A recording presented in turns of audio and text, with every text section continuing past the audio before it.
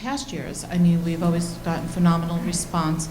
The staff's changed a little bit of the interviewing process, but nothing significant.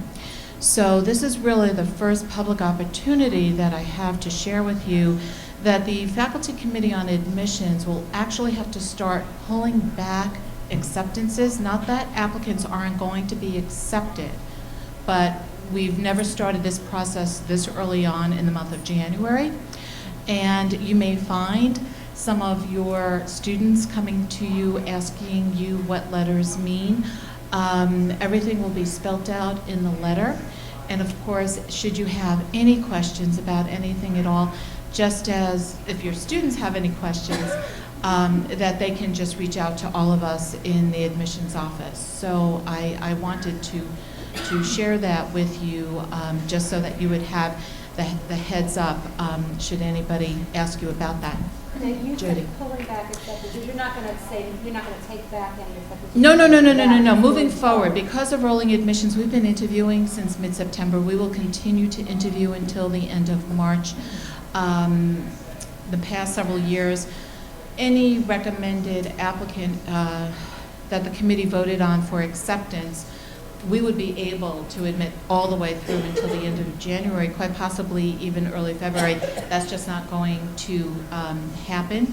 We're starting a series of subcommittee meetings, and so the committee will actually start screening those recommendations and make a determination as to how many will be accepted. And so much of that, actually all of that, is completely dependent on how the deposits come in. And like I said, we have been converting and yielding at a higher rate. We know that that's all going to change in the following months, with our second deposit date being April 15th. So I would just say that the applicants truly have to be patient with the rolling admissions process this year. And all of us are there to address any questions or concerns that they may have. I'd like to invite my colleague, Carrie Sennett, maiden name, Carrie Shotwell, to share a few words with you. I keep forgetting that I'm Carrie Shotwell now too, so I won't hold it against you. I'm Carrie. I am the Director of Admissions. This is a new role for me. Some of you might know my face. I know I recognize a lot of yours. I have been a part of the team at PCOM for 8 years, actually 8+. But this is a new role for me as being Director of Admissions. So I'm kind of for the first time dealing more heavily with the DO program than I had in the past. So you'll definitely be seeing more of me, and hopefully I'll get to know you a little bit better. So thanks for giving me the moment to speak. I just wanted to also let you know there are a couple of other changes. You know, Debbie mentioned that we're all available to you. Back in the corner, my colleagues have sat down and clustered together. You have Miss Marsha Williams, and I'm sure you recognize. Marsha works with the DO program, of course, and she's also in charge of the admissions process for the pharmacy program down in Georgia, which is expecting full accreditation at the end of the graduating season in 2014. We have Jonathan Cox, who's also Assistant Director of Admissions. He works with the DO program and also our biomeds. He's our primary biomed contact, so if you have questions about the biomedical sciences program. And then our newest member is Kevin Zajac. He's from St. Joseph's University. He joined us, I guess, in July. He's wonderful, and he is working with primarily the PA students. So if you have questions about the PA program, he's your guy. So I was going to give you updates, but we've gone long, so I'm going to hand the mic back to Connie. Thank you, everybody, for your time. Great, thanks, Carrie. Larry, since you're here, can you go next for Jefferson? Can you come on? Sure. Okay. So I'm here with Elizabeth Brooks. Everybody knows Elizabeth. We're having a very exciting year as usual. I think we don't have special program applications yet, and we're at 10,100. So we have more than last year by a little bit.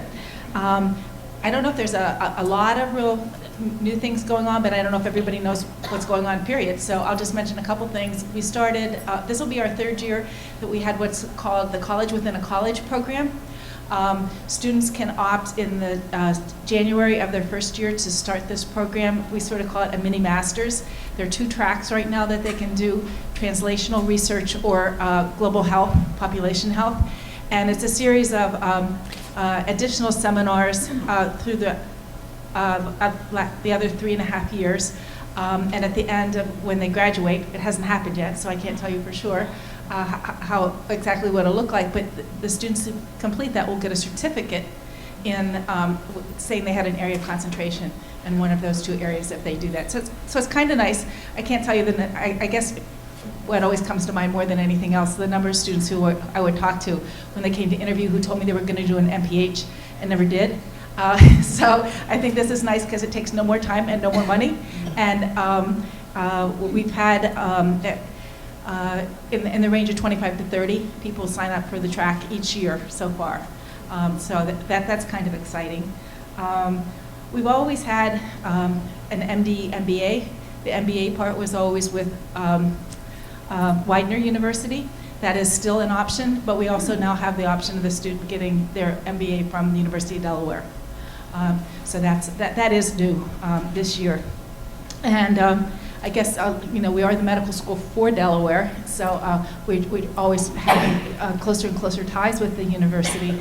We don't have a clinical campus there per se, but if students choose, and this is not, you don't have to be a Delaware resident, to go down and do all of their required third and fourth year clerkships in Delaware, they can do that.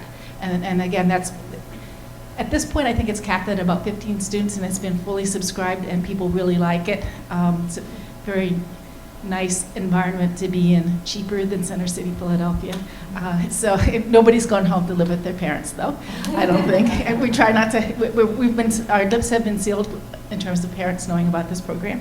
And I guess the only other new thing that I can think of offhand is, one of the things that students sometimes say is that they'll come up and they'll say, how do you get to be in an administration of a medical school? How do you do academic medicine?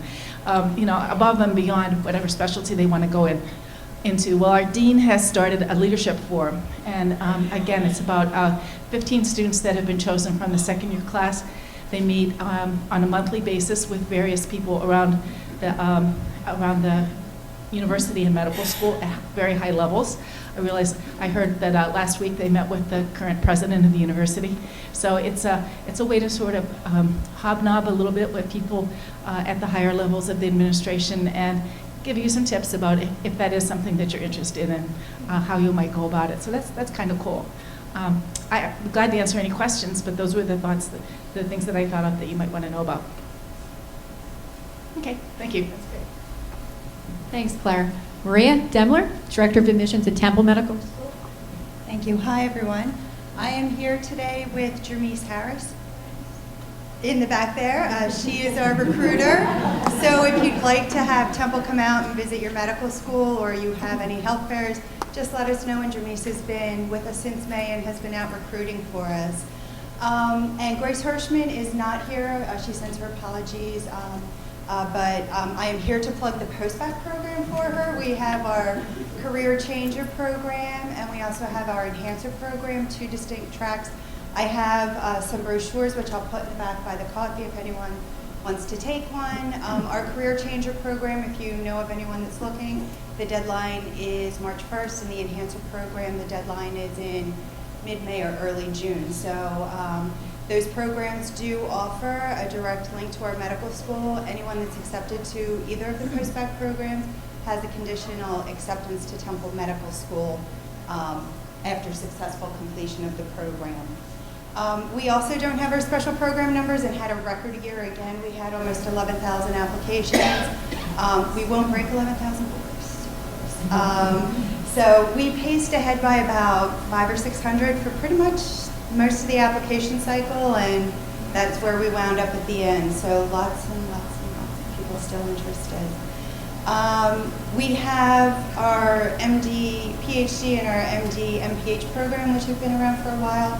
Wanted to let you all know we have an MD, MBA, which we had, and then the MBA curriculum changed, and it took a few years, and it's back. It will be an online MBA with the Fox School of Business at Temple. It won't add any time to the medical school. It will be done at the student's pace, and so that is available to our students now. I'm also excited to tell you about, we have an MD, MA in Urban Bioethics. We have a Center for Bioethics, Urban Health and Policy, and this new degree is run out of that center.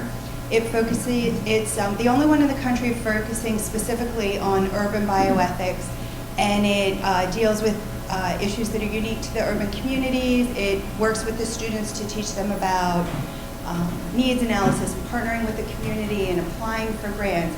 It's a combination of practical and theoretical information that they'll be learning as part of that.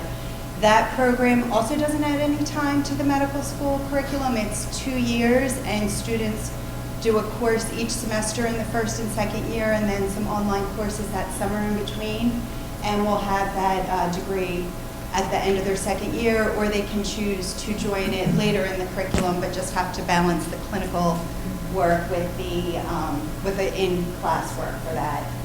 And then I guess the other thing that I wanted to mention is we last year completed a comprehensive educational strategic plan, really looking at everything. And so the curriculum is being tweaked slightly, really looking at integrating more of the basic sciences and clinical curriculum. And so the educational group is working on enhancing that a little bit. And I'd be happy to take any questions as well. And I have brochures for the Mdma and urban bioethics as well. I'll put them in the back by the copy. So thank you. Thanks, Maria. Next up is Drexel University, and we actually have a new associate, or not we, but there is a new associate dean of admissions at Drexel. So we're happy to welcome Dr. Dennis DePace, who is new to our Philadelphia lab. And Kelly Kennedy is here too. Kelly, give you a shout out there.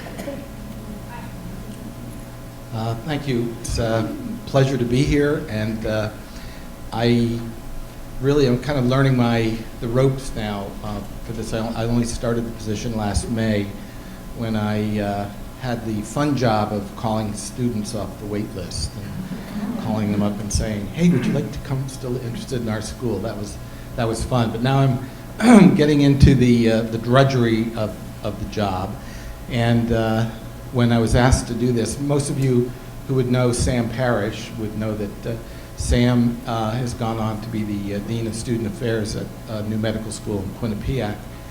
So when he left, it actually created 2 vacancies at our school, and I was asked to add on to my other duties as course director of the gross anatomy course to also oversee the admissions. And of course, I only agreed to that because Kelly Kennedy and her staff came with the job. Otherwise I wouldn't be doing it. In terms of new things, our programs are pretty much all the programs that you're already familiar with, but we do have actually a new dean of the medical school, Dr. Dan Shidlow, who is a pediatrician from St. Chris. And Dr. Shidlow is, in my view, unique among deans of medical schools that I've dealt with in my 40-year career beginning at Hahnemann, in that he is very hands-on in terms of having a presence at the school. He comes to the school frequently. He walks around the hall. He engages the students, and he is having a vision of things that he wants us to move forward on. One of the other new things with us is that we established a new affiliation with Kaiser Permanente in California, Sacramento. So that will become one of the spots for rotations for our students. So thank you for the welcome, and I look forward to more of these meetings. Can I ask you a Thank you. question? For the Kaiser Permanente, do you give them housing when they're there and everything is taken care of? There'll be housing there, yes. Okay. Mhm. Dwight Davis from Penn State University. Dwight?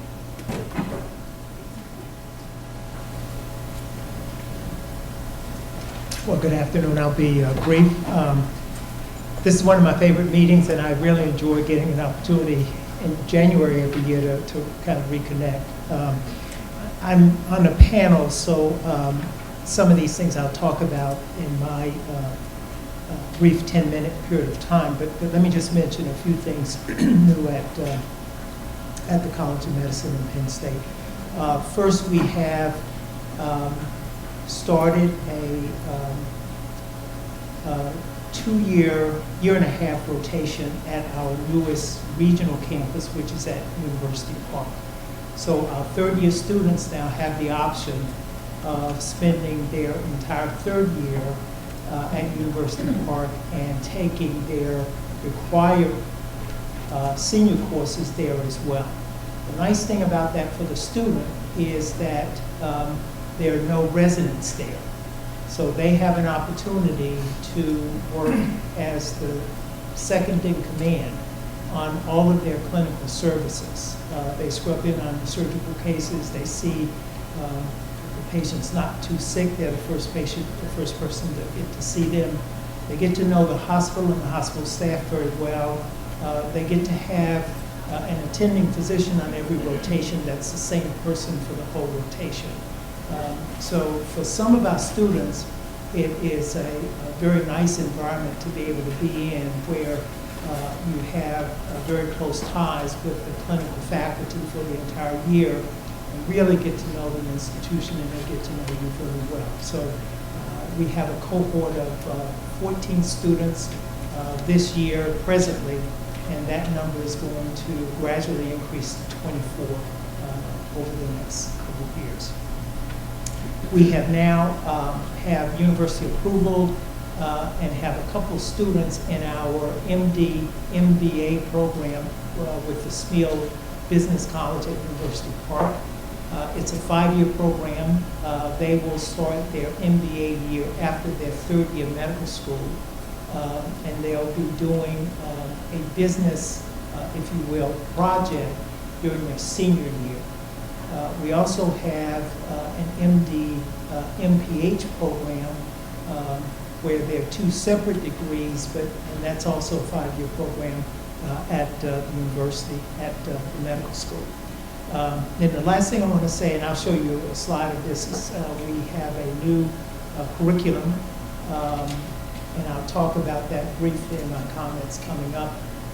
That will start with this year's entering class in July. That will get them earlier clinical exposure in an oversight environment that we think is going to, if you will, integrate the basic sciences with clinical medicine a little bit better than we're presently doing. We are deep into our interview process. We have a rolling admissions process, and obviously we have to be a little bit careful about upfront admissions because we had an overwhelmingly high yield last year. So some of your best students may get whole letters from us. We plan to use that whole list to fill the blanks. And I've, if you will, tried to make the point that that whole list will be looked at each month as we go through the process. So those are our comments. I look forward to your questions from my presentation. Thanks, Dwight. I'm trying to remember who I forgot here. Paula Watkins? Is Paula here? There you are. From UMD&J. Soon to be something else. Name to be determined.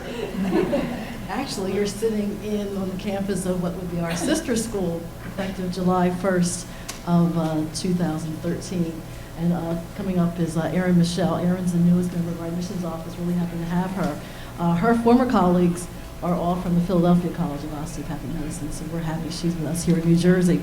But that's probably the biggest thing. She's passing out to you right now just a brief overview of some information relative to the partnership that the School of Osteopathic Medicine is going to be taking on with Rowan University effective July 1st. So the entering class of 2014, actually the applicant pool for the application 2013-2014 cycle will be those students who are part of our school at Rowan University. You notice I haven't told you the name yet because we don't know it. We have no idea what exactly we're going to be called, and we anticipate that in the next few weeks, within maybe a month or so, it's what we're being told, that we will know our name. But we're really excited about that and about the partnership. And once now that we know where we are, we can keep moving. And what you'll find there's a website, and of course we're going to make sure that you have information on the listserv. We will keep you up to date because that's now the most comprehensive information that we've received. And now we were able to really move forward and give you as much information as we have. There are a series of integration teams, of which I'm on one of them, that's helping to move the process to our partner so that effective July 1, everything pretty much is seamless. And so the applications will start with ACOM as they typically do in the month of May, and we'll begin our process of receiving the required documents and so on. As you've heard, the applicants this year, the number of applications is up. We've already hit 4,200, and our deadline is February 1st, and we have 162 seats.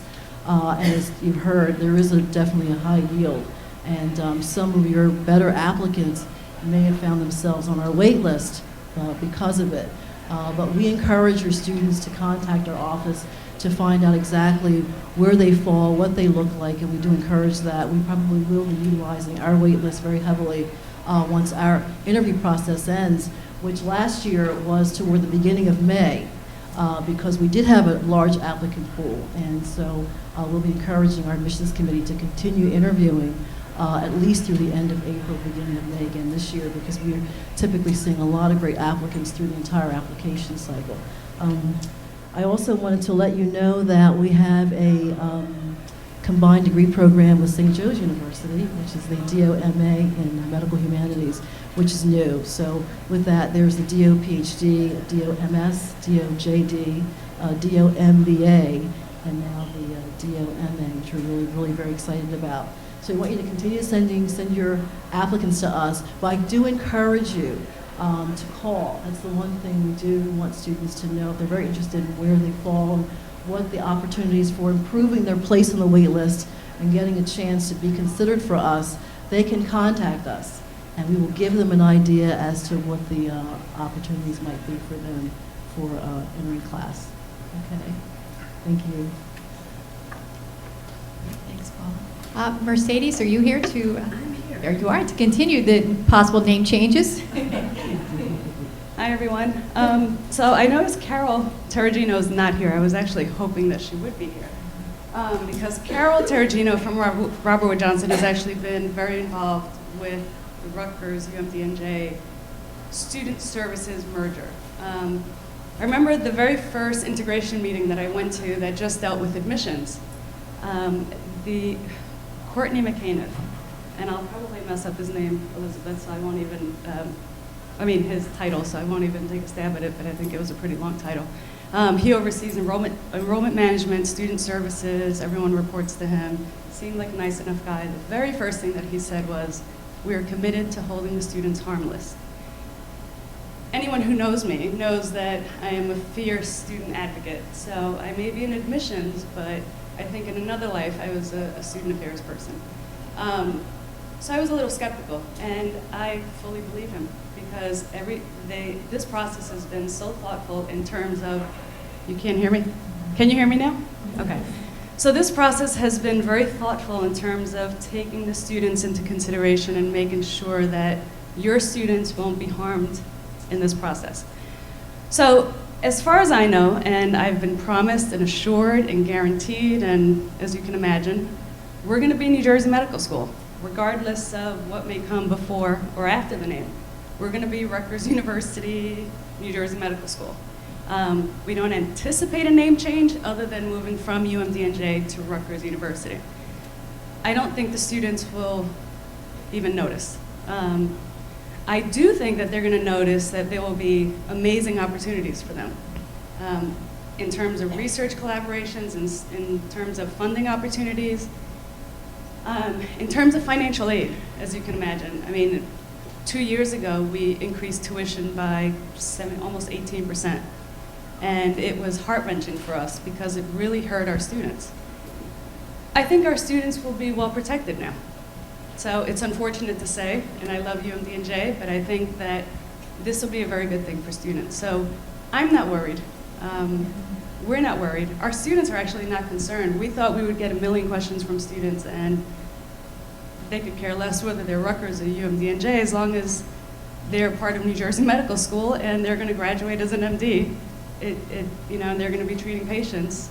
I think they will be held harmless in this process. So is Rutgers going to have 2 medical schools?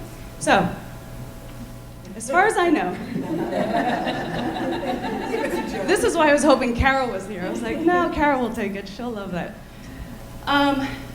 The only difference is that we're losing the osteopathic school, which brought tears to my eyes because I actually think that the osteopathic school has, I think that they're an incredible school. So it's a great loss for us, and I'm not just stroking Paula. I mean, she knows I feel this way because I was filled with tears when I found out. We're losing the osteopathic school.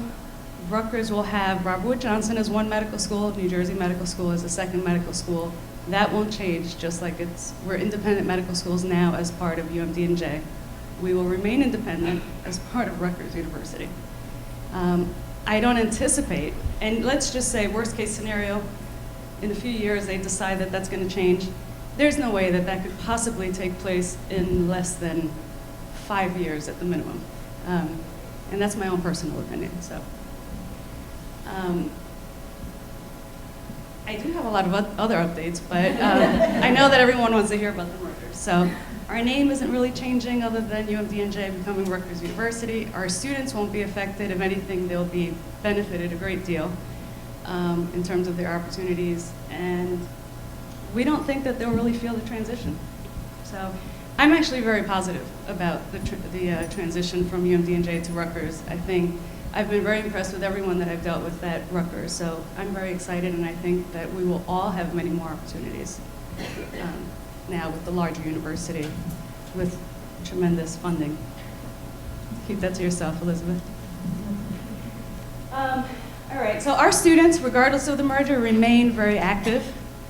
We have somewhere upwards of 75, 76 student clubs. One thing we certainly encourage our students is to be creative. You know, there's nothing that they shouldn't be able to do. If they have a very strong interest in something, then they should pursue it, and we will support them in every way possible, and we continue to do it, and we anticipate that that won't change. Our medical students actually just started a charter student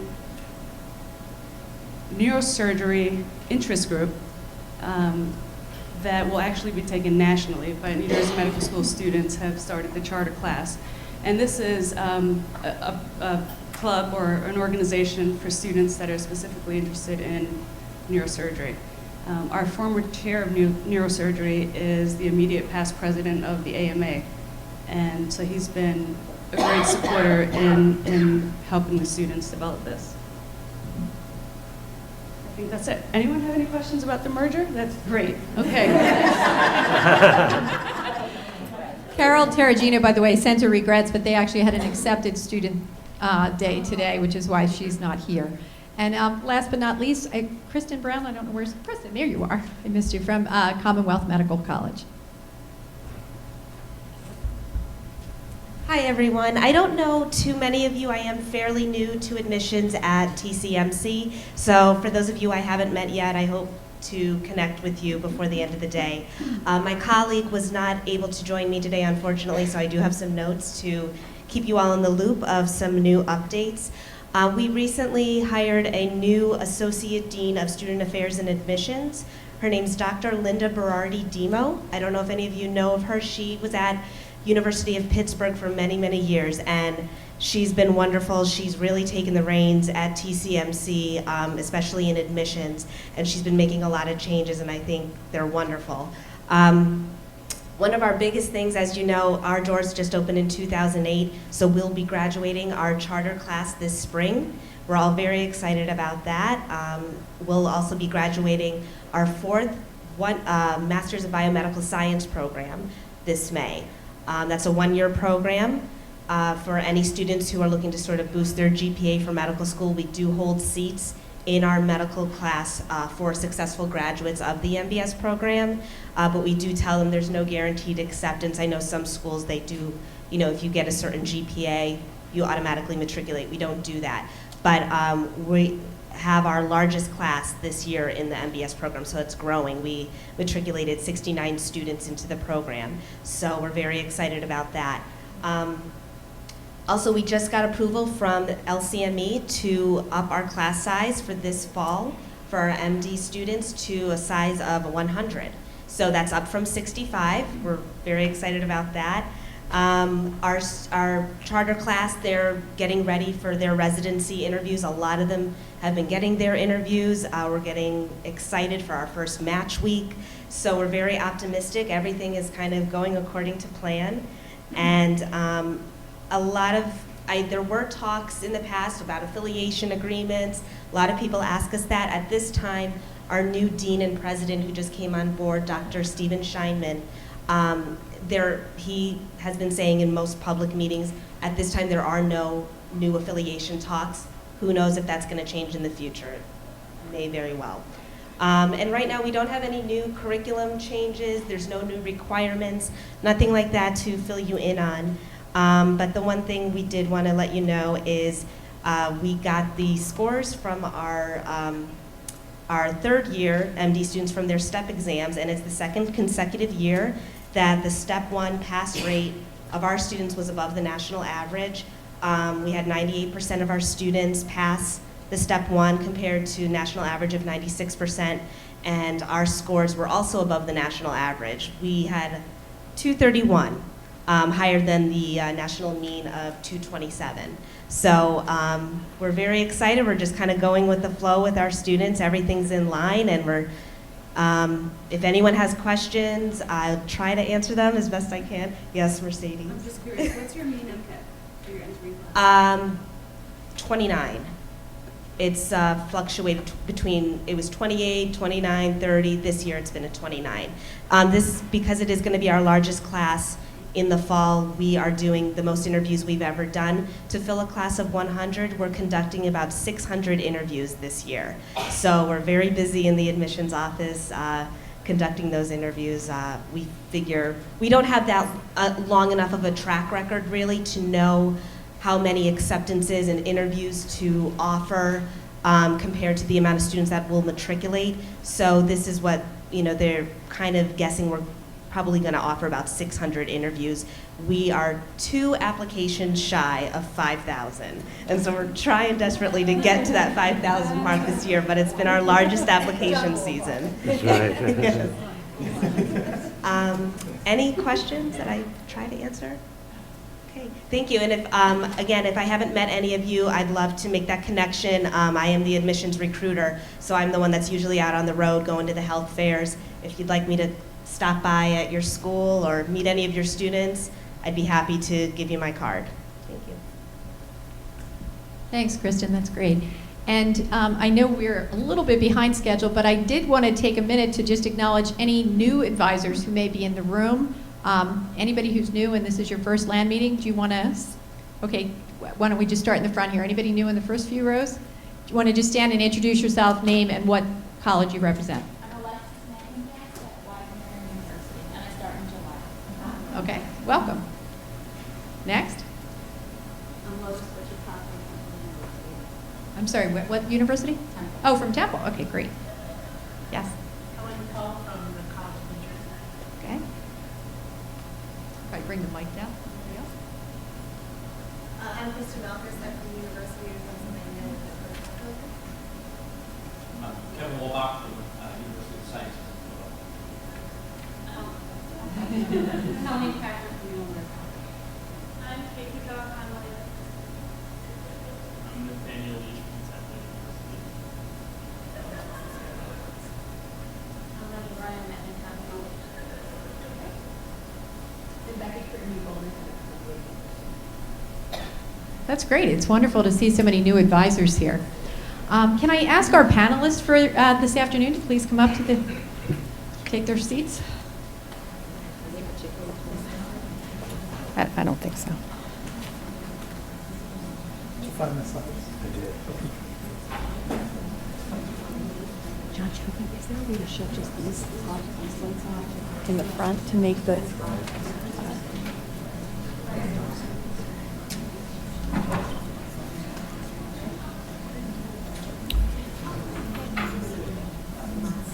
That's perfect. Yeah, just so the might be a little bit... Oh. No, man, that's too... We're going to experiment. Oh, okay. Yeah, I wanted the rest of the room to be, so they can... Right, exactly. Talk. Switches aren't labeled, so we're just learning as we go. Yeah, I don't think we're going to. Oh, that's okay. All right, we're good. Go ahead. Okay. When the idea, when we were doing this land planning, the topic that Kate Dayton actually suggested is that we talk about the changing landscape of pre-medical education. And for those of you who have been doing this for a long time, you'll know that it is very, very different from even 10 years ago. 10 years ago, things were pretty predictable. You know, was it even still paper Mcats at that time? It was kind of a prescriptive curriculum.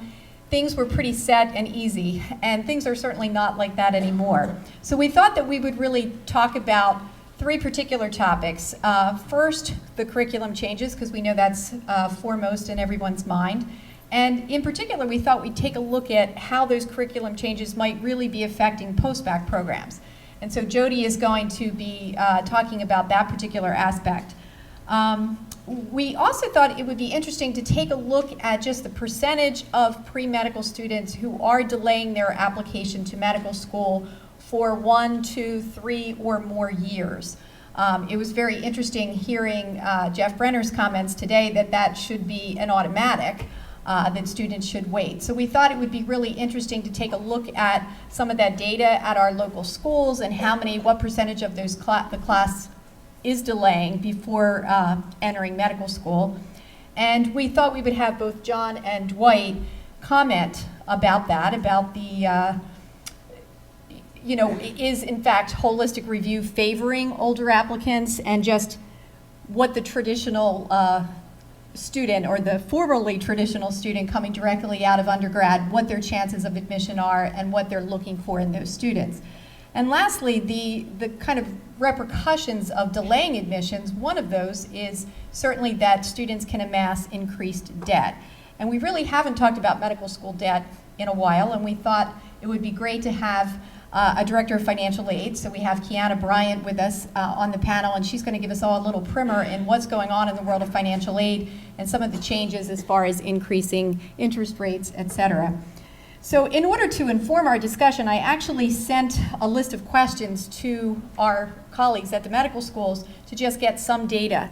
And the first question that I asked was, has your medical school made any decisions about changing prerequisites for admission to your school? If yes, what changes do you plan? If no changes have been determined yet, do you anticipate that some changes will be implemented in the future? So I thought what I'm going to do, and hopefully you can see this, is just to share some of the responses of that data. Basically, the biggest, if you run down the changes, you'll see there's no changes in particular at most medical schools.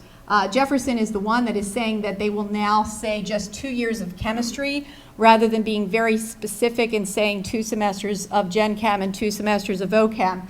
And they're doing this to respect the new pathways to biochemistry that many undergraduate schools may be introducing. Can you see this well enough in the back of the room? Is it okay? All right. At Temple, you can see they're reviewing the pathway to biochemistry as well by taking a look at what their feeder schools are doing. But for the most part, there have not been any specific changes. Some of the comments that I thought were interesting is what Temple mentions is that they currently allow biochemistry to fulfill either a chemistry or a biology prerequisite, and they also allow physical chemistry to fulfill a chemistry prerequisite. So for those of you who didn't know that, that's a note that they have there. Penn basically doesn't anticipate any changes because they already use a competency-based model, and they do not have specific prerequisites listed.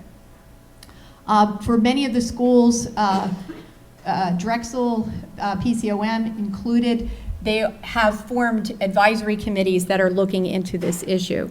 So again, we hope to hear more about this from Jody when she leads us in a discussion about how this in particular is affecting the postback programs. That question that I said about what percentage of your entering class comes directly from undergraduate schools. I don't have data on every single school because not everybody tracks it exactly. A lot of them do it by age, but for the most part, this was the data that I was able to receive. Cooper, of course, is new, so you can see that in their 2012 entering class, only 30% of their students came directly from undergrad. Drexel, it was 55% for 2012. I'll just go down that last column. Jefferson, it's approximately 50% each year coming from undergrad and the other 50% non-traditional. PCOM, it was only 34%. Temple, 38%. UMD&J osteopathic, 28%. And the University of Pennsylvania was 37%. So you can certainly see that the trend is really not just a trend, it's a definite, that more students are waiting prior to, waiting and taking more time between undergraduate and medical school. And there's certainly repercussions for that, as we mentioned, financially. What are the students doing in those gap years? I asked that question, and a lot of this I think we know. A large number mentioned that they're doing service programs like Peace Corps, AmeriCorps, Teach for America.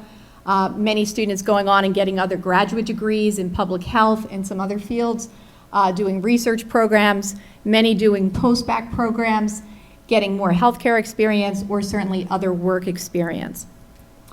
What are the benefits of delaying application to medical school by 1 or more years? And this, I just tried to pull from the questionnaire some of the salient quotes from the different medical schools. I don't know how easy it is to read that from the back of the room, so I'll mention older students seem to have a clearer, more mature idea of what medicine is, as well as a confirmed idea of their career interest. Students not pursuing immediate matriculation to medical school after their undergraduate education benefit by gaining maturity, experience in navigating the healthcare system, exposure to a broader range of people in their communities and elsewhere. Lastly, the time between college and medical school can be a period of great growth and maturity for an applicant. Again, maturity being a common theme. They have the opportunity to participate in long-term activities that they will not have the opportunity to experience during breaks in medical school. Students may have the opportunity to work, interact with diverse groups of people through their volunteer experiences and travel. They may also have the opportunity to shadow a physician. It is often difficult for prospective students to gain an adequate amount of experience, both life and clinical, as they pursue their undergraduate degrees. For some students, the benefit is simply a more mature outlook and experience level. For others, it is a firmer resolve that medical school is truly their desired pursuit. For the career changer, the benefit is the realization that they will be more fulfilled and better suited to treating patients and caring for a community. They have life experience, leadership qualities, and a greater professional background that they can share with their younger counterparts. And the last one kind of introduces a little bit of benefits and perhaps drawback. Those who delay admission to medical school generally present a stronger level of maturity, clinical and/or scientific foundation and knowledge of the health professions, and their individual fit with the field and associated roles. However, the longer a candidate has delayed their medical education, the more likely they are to have lifestyles and responsibilities, i.e. family, career, debt, that make the commitment to their education more cumbersome. A very strong support system is typically necessary for these candidates to be successful. So again, just looking at the timeline and what was traditional for so many years is no longer the traditional route. And as advisors, we thought it would be great to have a conversation about what that means at your own institutions. For those of you who have deans and people saying, alumni offices saying, what are the stats? How many of our seniors are going to medical school? Parents, of course, that was mentioned this morning. I think David Verrier brought up that point in our meeting. How are we dealing with the fact that going to medical school right after undergrad may not be the best route to go? And again, lastly, what is the medical school debt level like? And I asked each of the schools if they had it to tell us what the incoming debt was for their last 3 classes, as well as the student debt at graduation. And by the way, for those who are straining in the back of the room, I will send these slides and all of the slides from this discussion out to everybody who is registered, so you'll actually get these numbers. What I learned is that not everybody actually tracks incoming pre-medical debt. So there's only a few data points there. Cooper says that for their entering class this year, the average debt was $32,000. That students coming in had $32,000 worth of debt. Jefferson says it runs between $15,000 and $18,000 for their incoming class. And then Penn gave very specific incoming debt levels for the last 3 years. And in 2012, it was $14,360.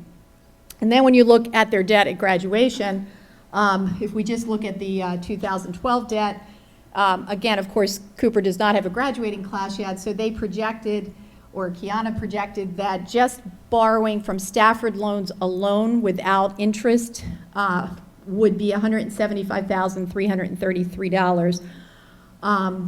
Drexel says their debt from 2012 was $201,651. Jefferson, $192,915. PCOM, I printed their data both ways because I thought it was interesting. They first gave it to me in what their average debt is for all of their students, but then they also do track it by age. So you can see that the average for all students last year was $194,647, but for students who started when they were 25 years or older, their debt was higher at $210,066.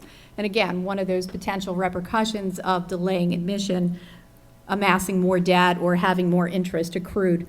Penn State, approximately $187,000 in debt. Temple, $208,122. And the University of Pennsylvania was actually lower at $135 for the average debt of their students. So I thought that information was very interesting. And again, I'll send that out to everybody in the slides. And then since there wasn't a lot of data from our local schools about the incoming debt, thank you. I actually went to the AAMC has a great document, which, to be honest, I hadn't looked at it before until I was trying to find this information, and it's the Matriculating Student Questionnaire, and it is on the AAMC website, and I have that link to this, and that's where I got this data. And basically, they look at the national debt for pre-medical, what the pre-medical debt is, and then, of course, what the graduating debt is. And what I found really interesting, because I guess I had expected that more students would have pre-medical debt, but I thought it was pretty interesting. This is by percentages, that in 2012, 65% of the students starting medical school had absolutely no pre-medical debt. And when I looked, one of their other questions, which I didn't copy, it said, how did they pay for their undergraduate education? And most of the students, the two largest areas, of course, were scholarship money and parental resources, with parental resources being about 40 to 42%, and then scholarships being anywhere from 35 to 40%. So, you know, those fortunate to have parents who can afford to pay for their college, or they're bright enough to get a scholarship coming in, they can graduate with no undergraduate debt. But for those who aren't in those circumstances, again, some of our economically disadvantaged students are graduating undergrad with a very large amount of debt. So I just thought some of this information was interesting to sort of fuel our discussion for this afternoon. And I'm going to turn it over to Jody next, if I figure out. Yeah, you do it because I can't. Yeah, I was going to say, I don't want to X out of it totally if... No problem. We can do that. And this is yours, Jody? Yeah. Okay. Yeah. All right. And Just you right. can use this if you want. No, that's all right. And would you rather have a handheld or No, do it from... I'm good. Hi, everybody. So Connie asked me if I can tell you a little bit about what's going on in the postback world as far as how people are responding to the changing pre-med landscape. And I'm privileged to have a little bit more of a national pulse because at the national level, I don't know what you call it, chair the postback interest group. And actually in June at our national meeting, we spent a whole afternoon together talking about this very topic. So I have a little bit of my fingers on the pulse. Oops, tell me what I press. This? Sorry. No problem. That one, okay. Then you could just use this. Okay. All right, so just to give a disclaimer when we're talking about post-bac programs, there's no one-size-fits-all when it comes to post-bac programs, which makes this conversation a little bit more complicated.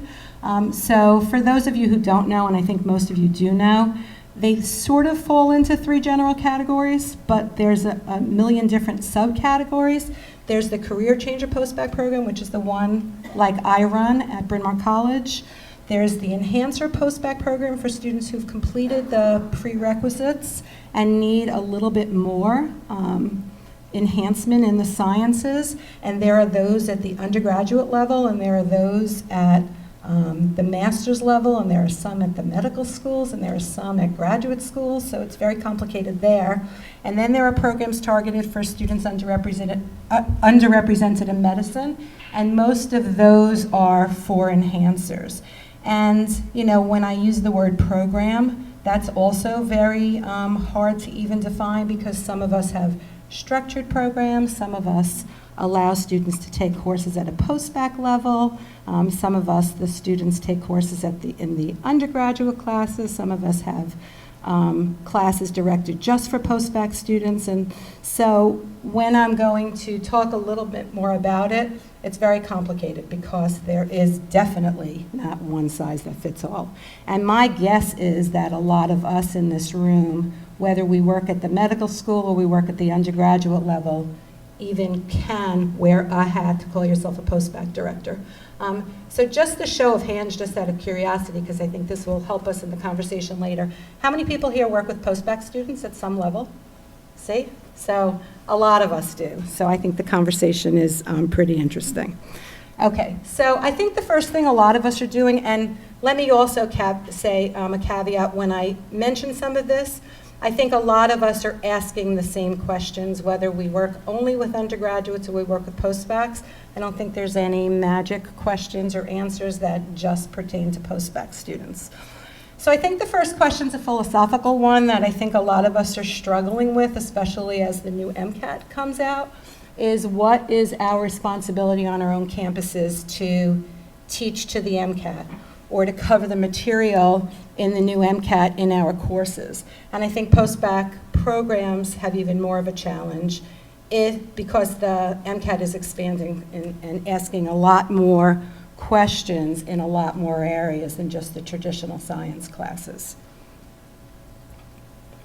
Another question we're all sort of waiting with bated breath, and that was a really helpful slide that Connie showed, is what are medical schools going to require and how is that going to change? Because obviously, more important for me is the second than the first. I mean, we do not teach to the Mcat in our science classes at Bryn Mawr, and I think a lot of us don't put together a curriculum to teach to the Mcat. We put together a curriculum to teach students to be good scientists when they get to medical school. But we do need to make sure that we set up a curriculum to have students be able to leave our postbac programs and be able to have what they need to go to medical school.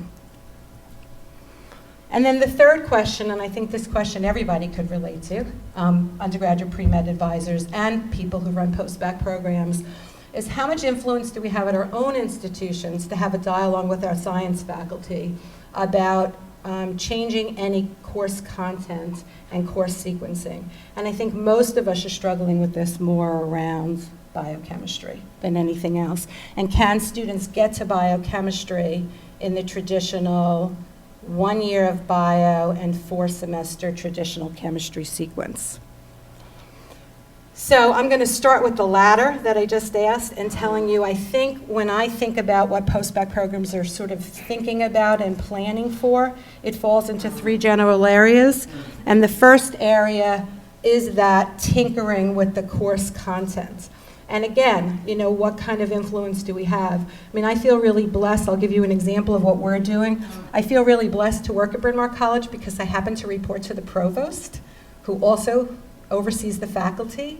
So I always have her ear.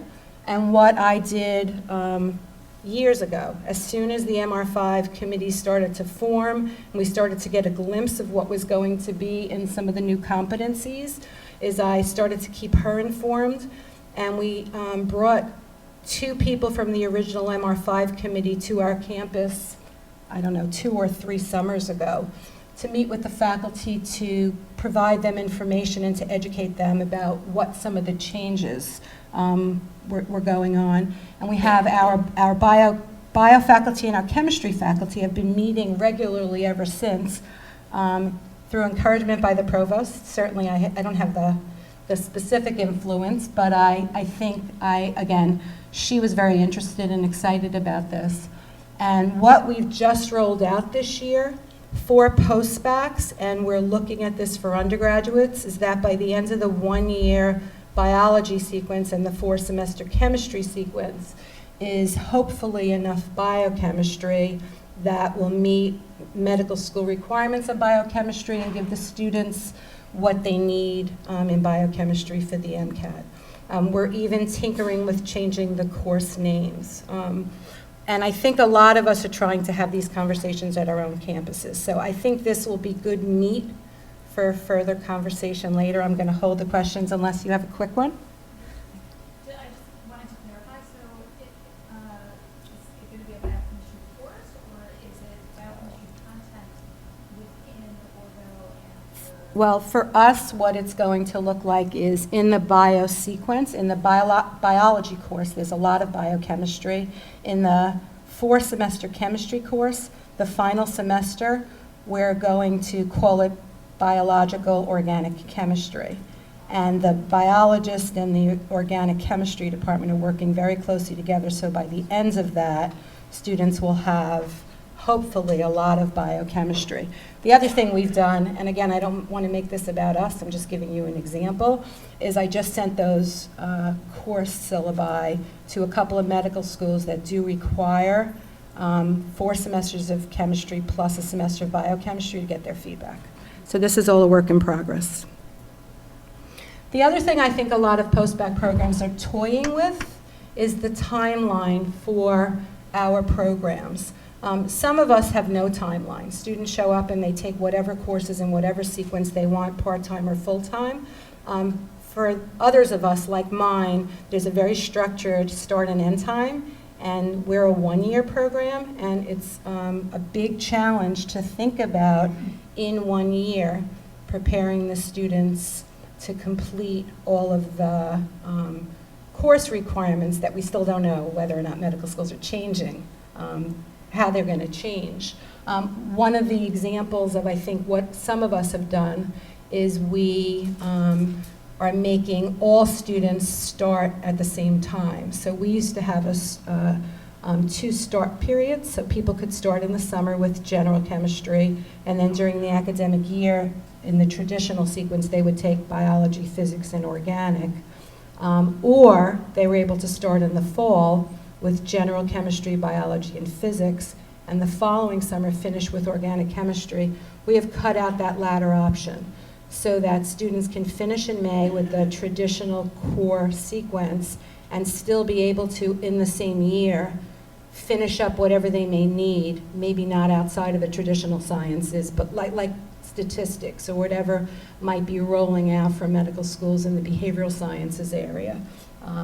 And still be able to apply after 1 year. So I think a lot of us are tinkering with that. I mean, the downside to tinkering with that is we're losing a lot of great candidates, especially, we're losing some college seniors who don't get out in time, but I think it sounds like what we're all saying is so. In those seniors, it's not such a terrible thing that they wait a year, but what I feel some heartfelt sorrow is that we're losing the teachers.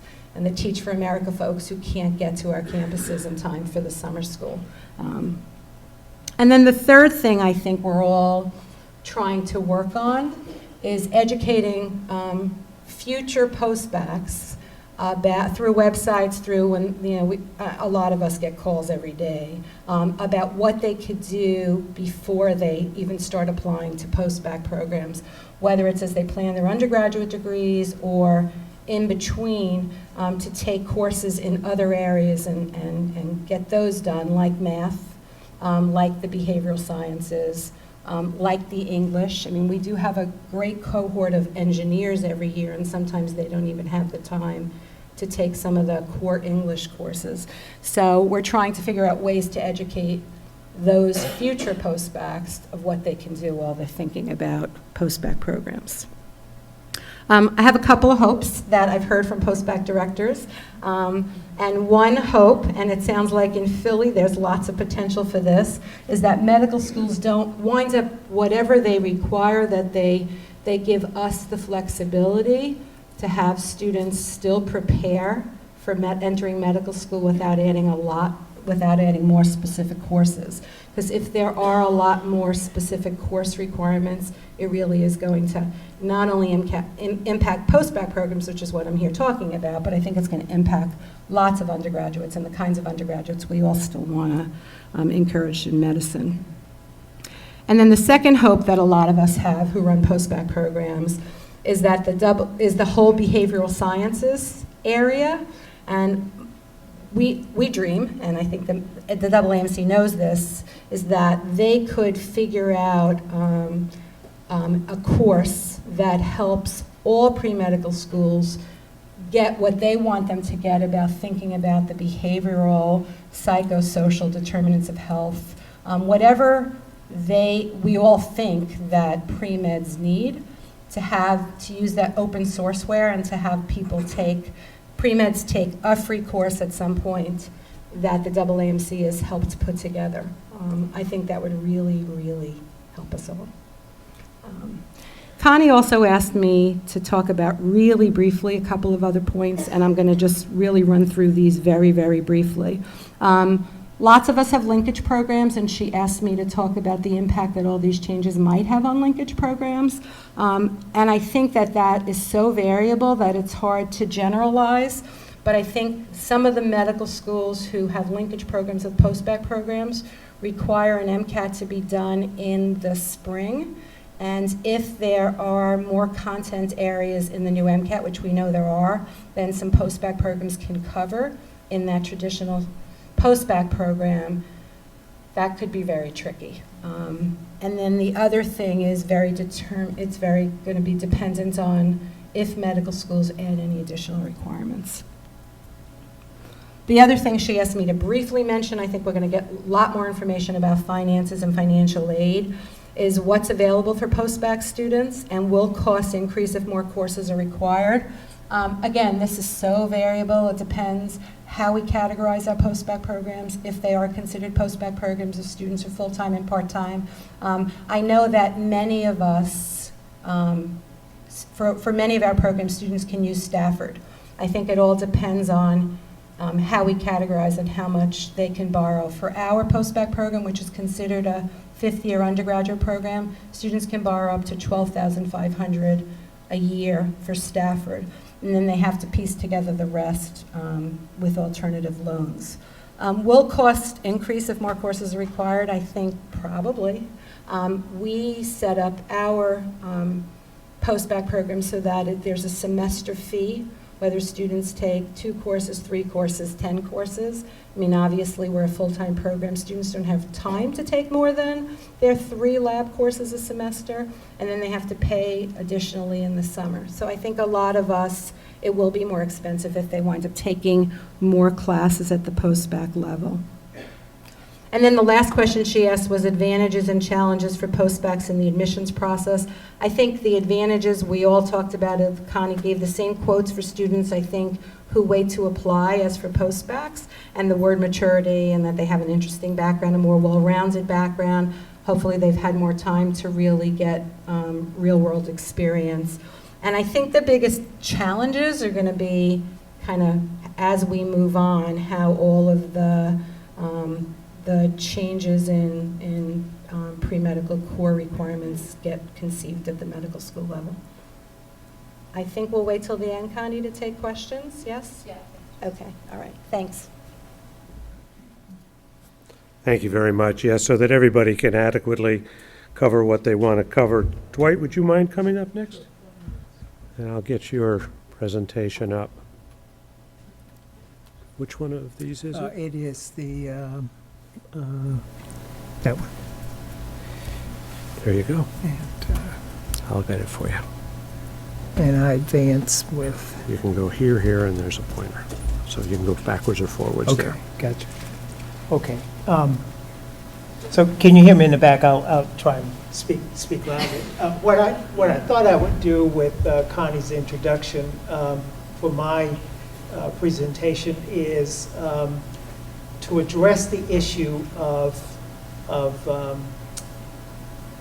when students show up to medical school or students that we've admitted, based on their backgrounds, and I think it'll become obvious to you that we would fall into that close to 50%, 40 to 50% category of students who we matriculate that are 2 or more years out from their undergraduate experience.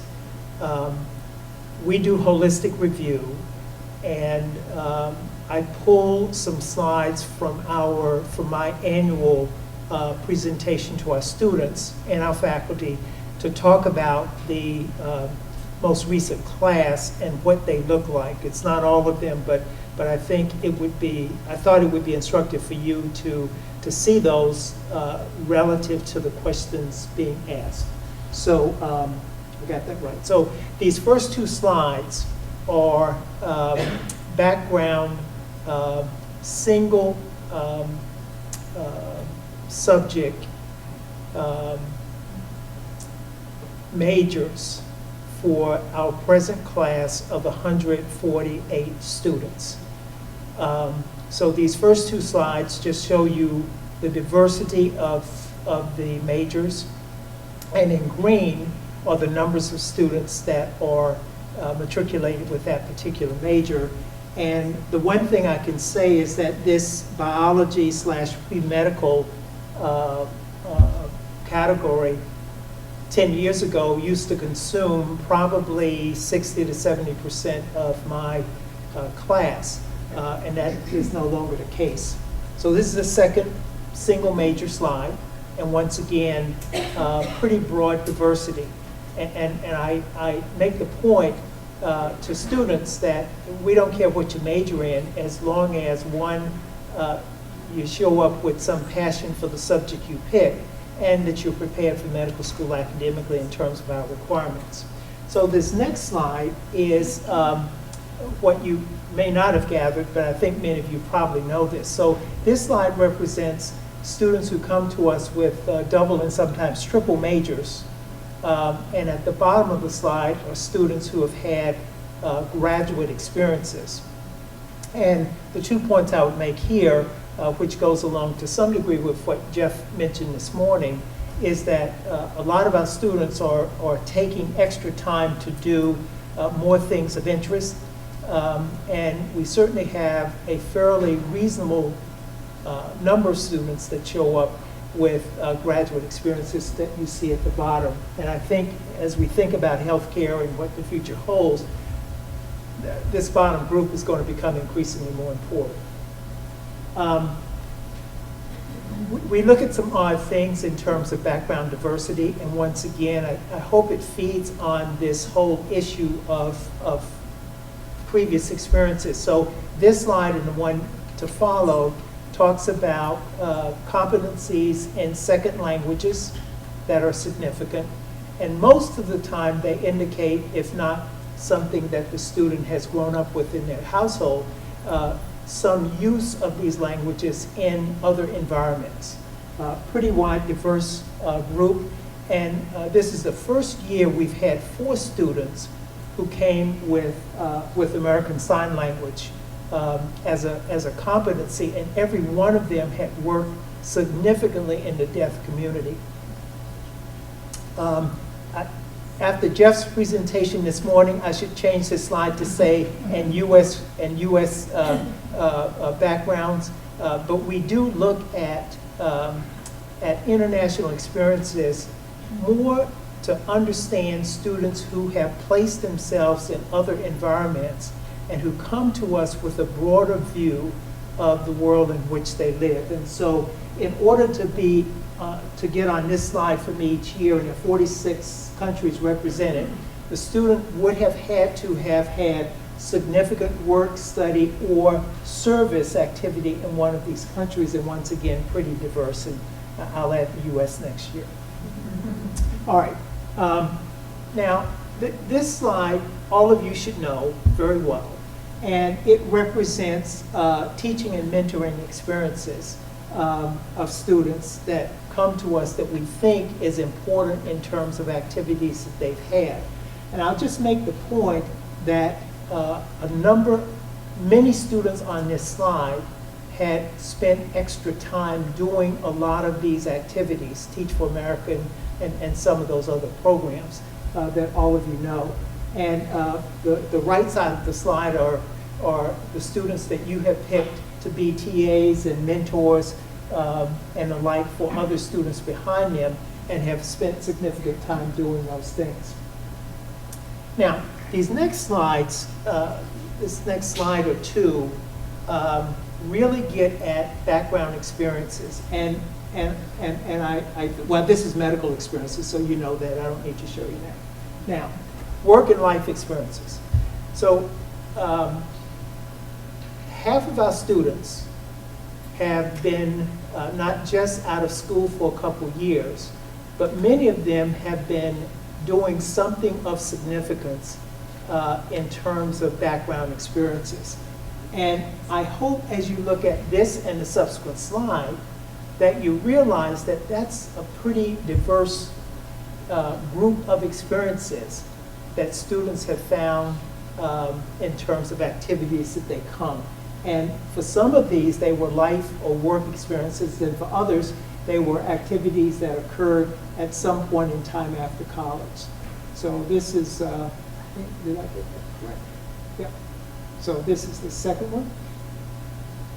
Once again, pretty diverse kinds of activities. Some of them you would not ordinarily think about. I think there's one more. And I also listed off to the right companies that they had worked for in terms of work experiences. And many of these students, either in college or afterwards, that actually had full-time employment in other areas. So once again, pretty significant environment. And here's the John's Barstool scenario. 13 of them had worked in bars, for whatever that means. Special talents. Once again, pretty eclectic list of activities. Many of them substantial in terms of time commitments that they've had in terms of music and the arts and poetry and things of that sort. Athletics, and this is over and above the typical intramural experiences. And once again, a commitment to something that they do outside of their typical activities that consumes a lot of time, but also allows that student to be committed to their work and their studies and all of those other things. And I always like to say that the women beat the men every year on this particular slide for me. And then lastly, avocations, pastimes, and background facts. And once again, an eclectic group. And I always ask students, if you weren't doing medicine, what else might you think about doing if we didn't have you here in those dream careers, or those things that came up most oftentimes in my question and answer period. Now, the next 3 slides are service. And many of these were year-long or 2-year types of experiences that they had in just about every U.S. community and environment that you can think of, in addition to foreign experiences that were of significance. Same thing here. Most of these things, you know, we had 2 that were AmeriCorps, and I think 2 or 3 that were in the Peace Corps, and one last one. In addition to military service. So the point to be made about those is, in point of fact, and every year that I've done this in terms of the profile for the class, this list of activities outside of going to school every day has grown. And I think a big part of that is the fact that you're seeing more and more students decide to take additional time to do other kinds of activities, sometimes medically related, but oftentimes outside of medicine, that adds to their growth and maturity. So, having said that, I thought I would end by showing you the new curriculum to make a couple points about courses. There are 3 slides here. And let me just walk you through it quickly and then tell you what the take-home message is. So this is the new first-year curriculum. And the point I want to make is that we typically start the organ system part of our curriculum in the second year, after they have finished what traditionally we call their basic science work. Because of the fact that we want to better integrate the basic sciences with clinical experiences, you can see that now the basic sciences consume a little bit more than the first semester, and in point of fact, they're now involved with organ system scenarios in case-based learning halfway through the spring of their first year of medical school. What are the implications? The implication is that the student now needs to come to us with a little bit more sophistication in the sciences than they did 10 years ago. And one of the reasons for that is because we are using more science now in our clinical experiences. So as you're thinking about coursework, I don't care too much about what you call your courses, but the scenario for us is that there are areas of, if you will, competencies that students will need to have to be able to kind of make this transition a little bit earlier. We think, based on what we see with our present students, that we should be able to do that. So here is what is the second year, and you can see that the organ system scenario plays itself out by the spring of the second year, and they actually start their formal clinical experiences now at the end of their second year versus the traditional third year. And I'll just remind myself that they will start being involved in formalized clinical experiences in week 1 of medical school now, which was not the case before. The third and fourth year, the continuation is on that top slide there with their clinical experiences. And now a part of the latter part of the third year and all of the fourth year are broken down into 2 areas that we've defined that we need to make a transition for our students. One is that, as you all know, they need to start applying to their residency programs by the end of their third year. And for many of our students, they're close to making that decision, but haven't had adequate amount of time to actually have good experiences in the medical school environment to help them make that decision. So we've added this section, or these several months, that we're calling the discovery phase, where either internally or externally they're able to now to either confirm or to make final decisions on programs that they're interested in applying to. And we've kind of reshaped the fourth year to help them with preparation for their residency programs.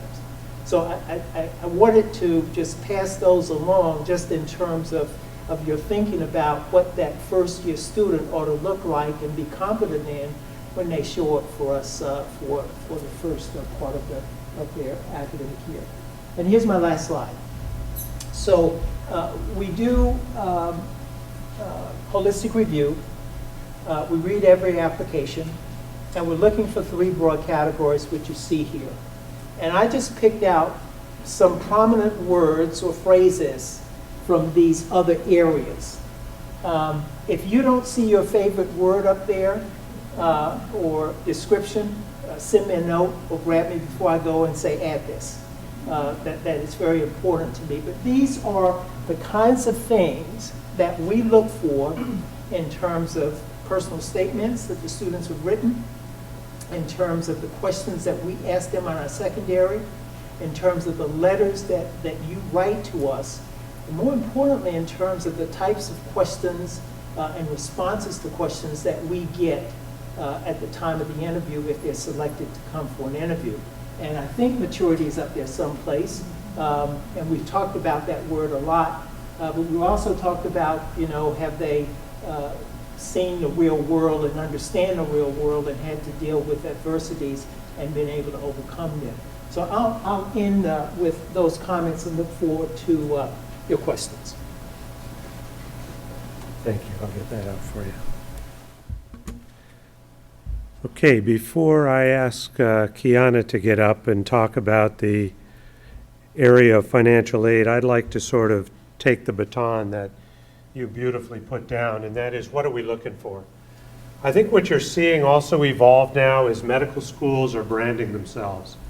Even though Paul got up and talked about the coffee analogy, I think what's happening is more and more medical schools are changing and developing who they are. Certainly we've tried to brand ourselves in that way.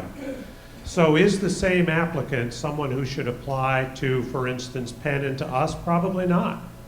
And that's a whole new way of thinking. You know, you're out there telling your students to apply to 15 schools. Well, which 15? And is that a student that's going to match that particular school? Because they have to be happy. And I'm at that wonderful age now where I'm a consumer of medicine. And I sort of look at the person on the other side of the bed and say, how did they get there? And we all have that experience by the way you just reacted. So I'd encourage you to look at the student on the other side of your desk and imagine that as a time warp 15 years from now, 20 years from now, and say, do I want that person on the other side of the bed from me? And I know it's hard for you to do this, but all too often we will interview a person and say, how did they get here? You know, they can't even talk to you. And then you read through the letters of recommendation and maybe there's a veiled sentence in there. We can't read veiled sentence in 10,000 applications. And I know it's hard, but I sort of want to light a fire under you and say, have the guts to say when somebody shouldn't be there. It helps us, but it helps thousands of patients to follow. So that's a little hard thing for you to do, easy for me to say, but yeah, I said it. All right, so I think each and every one of you have an obligation to tomorrow's healthcare providers. You're deciding who they're going to be. With 45,000 people applying for 20,000 spots, we can have it all. We can have the best, the brightest, the nicest, all those things that Dwight had up there on the slide. Holistic review is important, and more schools are going to that. I was fortunate enough to be with Dwight. We went out to testify in Chicago on the Fisher versus Texas case for the AAMC. We all have to keep our eyes on that and our hopes on that they'll make the right decision. I was able to be part of the holistic review panel at the AAMC meeting in San Francisco. This is something that is the future, and all schools, I think, are going to go to that because of the fact that we can have it all. The problem I have is that sometimes when somebody comes for an interview, I really don't know who they are. They've read one or all of those 4 books on how to interview. They all have had their first haircut in about 6 months. They all come in that dark gray suit, and they all know exactly what to say. And sometimes they'll Google if they know their interviewer, and all of a sudden they're really interested in being a cardiothoracic surgeon. Okay? So we sort of teach them to lie, and that's the whole plan, I guess, to get into med school and then do what you want to do. But I'm a little bit concerned about that. But this is the introduction to Kiana Bryant, and that is, when I went to med school, the tuition was $1,700 at Penn.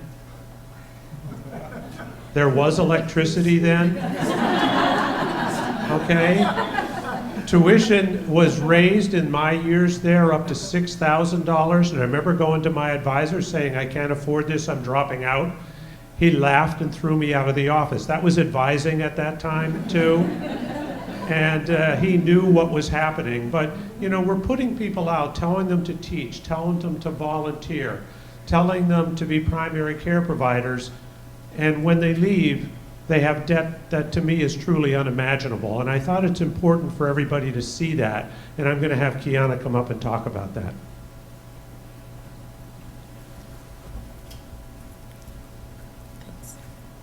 Good afternoon. Can everyone hear me? Okay. Wake up. I know the lighting is dim and you're all full and everything from eating, but financial aid, it is what it is. What I always say is I like to be transparent and I want to be accountable, and I want all of the students to know in black and white what they have as options. So I'm going to give you an overview you have some financial aid. Can you hear me? You have some financial aid handouts inside of your folders. And again, as Connie informed you earlier, you will receive an electronic copy of the PowerPoint that I'm going over. It's interactive. You're able to click on the hyperlinks that I have throughout it. So again, I like to be transparent. So I want all students and all financial aid administrators should follow this as well, to be aware and to provide them with guidance in regards to financial aid matters. And this PowerPoint presentation is going to let you know why this is important. Inside of your folder, you have a copy of this debt fact card. And the AAMC was referenced a lot today. I utilize them as well as many other financial aid administrators. They provide a lot of PowerPoints. They have a lot of voiceover information, documents in regards to debt and things of that nature. This is one fact card that is very important because it provides you with an overview of a medical student that has graduated, that is self-identifying to the AAMC, what their overall debt is. Not just including educational loan debt, but income and debt into med school, so pre-med debt. Debt that's not only educational, but also personal, private, like credit cards, as well as residency relocation loans. So what I want to point out here, the average of public medical school debt right now is about $156,000. Private medical school students have about $183,000, and then overall about $166,750 of educational loan debt when they graduate. These are students completing these questionnaires, these surveys when they graduate, self-identifying this information. I also want to point out here that the pre-medical education debt median is at $20,000 and non-education debt, be it credit cards, etc., at about $9,000.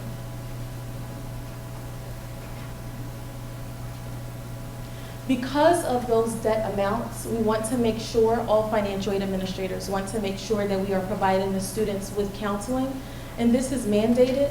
So these are some of the counseling services that we provide here at CMSRU: entrance counseling, exit counseling, and then throughout each semester, we do provide students with one-on-one counseling as well as group counseling. Again, the AAMC, they have what's called a FIRST website where it provides a lot of handouts. A lot of the handouts that you have inside of your folder, I retrieved from the AAMC's website. So they have a plethora of information that you can utilize. They have PowerPoints. Again, their information is constantly utilized for my office. Some of the two of the main facts are the repayment timelines and the repayment estimators. And again, once you have this PowerPoint electronically, you can click on the hyperlinks to retrieve the information. Financial aid options. So many of you may already know, if a student needs financial assistance, they can file the free application for federal student aid, also known as the FAFSA, annually. What I want to point out here is that students that aren't coming from the traditional bachelor's into medical school, they may come in with other debt besides federal loan debt. So I'm going to go over in the next couple of slides some of the specifics in regards to federal funding, but I want to let you know that students have the option to apply for financial aid. When they're at the professional medical school level, they are considered ineligible for any grants through the federal government. So when they file that FAFSA, they're only automatically going to be packaged with Stafford loan funding if they're eligible. So here's a listing of the aid for medical students. The note that I have down at the bottom is that this type of aid is going to vary from institution to institution. It's going to vary state to state. Some institutions may offer scholarships, institutional loans, institutional grants, some may not. So what the students should do is to make sure they communicate with the financial aid office to verify what's available at that particular institution. When a student files the FAFSA, they're automatically reviewed to see if they're eligible for Stafford loan funding. This slide is to let you know there are two different types, subsidized and unsubsidized. However, my second bullet is to let you know that effective July 1 last year, the government did take away the subsidized option for graduate and professional students. The difference is the subsidized portion, or the subsidized loan type, the government was paying the interest while the student was in school, in grace, or in an approved deferment. Now, that subsidized loan type is only available for undergraduate students if they're eligible based on income and assets on the FAFSA. The other loan type is the unsubsidized Stafford direct loan. So when a student files the FAFSA, if the federal government states that they are eligible to receive the funding, they'll automatically be considered for that loan. And it's not a credit-based loan. As long as they're not in delinquency, default, bankruptcy, etc., and they filed a completed FAFSA, they'll be packaged with that loan, and they can accept all of it or a portion of it. I do want to let you know also that the current interest rate for Stafford loans, for the unsubsidized Stafford loan, is 6.8% fixed, and for undergraduate students who are eligible for the subsidized Stafford loan, it is currently at 3.4% fixed. But again, medical students can only receive the unsubsidized loan now. I do have a note down the bottom also that this information is subject to change every July 1 when Congress makes changes to the law. And we do keep students informed about the changes, so they're aware. So more specifics about the unsubsidized Stafford direct loan. Again, once the student files the FAFSA, they're automatically packaged if eligible. The amount of the unsubsidized Stafford loan, it varies. It's going to be based on the months of enrollment at that institution. And every institution may not package the student with the maximum amount. It depends on the institution and what other forms of aid, be it institutional loans, other federal programs, scholarships, etc. I do want to point out that students are responsible for this loan type interest daily from the point it disperses until it's repaid in full. They can make payments towards the interest, but they are not required. While they are in school, they are in an in-school deferment. They're not required to make payment. If they had previous loan debt, I say federal loan debt, as long as they're in a medical program, it's automatically placed into an in-school deferment.